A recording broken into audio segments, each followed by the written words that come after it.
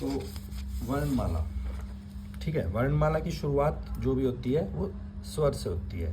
तो आप सबको ही पता है कि भाई हमारे 11 स्वर होते हैं, जिसमें कि सबसे पहले ए, आ, ई, उ, औ, री, ए, ओ, औ होते हैं, ठीक है। फिर आते हैं हमारे ह्रस्व स्वर, जिसमें ए, ई, उ, और इसी तरह दीर्घ स्वर आ जाते हैं, जिसमें आ, ये यहाँ मुझसे बाय मिस्टेक ए लिखा गया, आ, बड़ी ई, बड़ा उ, ए, औ, औ। संयुक्त स्वर होते हैं फिर ये ए, ओ, औ, और फिर ये आयोग भाव हो जाते हैं, ठीक है।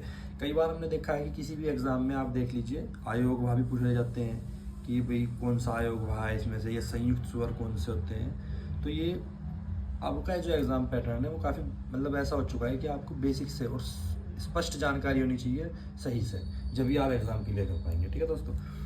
तो इस तरह ये स्वर हो जाते हैं हमारे, जिसमें कुल स्वर हमारे माने जाते हैं 11। अगर कहीं पे भी कोई संख्या पूछी जाए तो कि कुल स्वर कितने होते हैं, तो आप उसे 11 ही लगाएं। 10 बहुत कम ऐसा है कि 10 लगा देते हैं, जिसमें हम री छोड़ देते हैं, लेकिन मेरे हिसाब से 11 ही, मेरे क्या आयोग के हिसाब से, मेरे तो खैर नहीं, आयोग के हिसाब से भी आप 11 ही लगाएं, ठीक है दोस्तों। फिर इसके बाद जाते हैं हम व्यंजन पे, भले ही आप व्यंजन पे आ जाते हैं, ठीक है दोस्तों।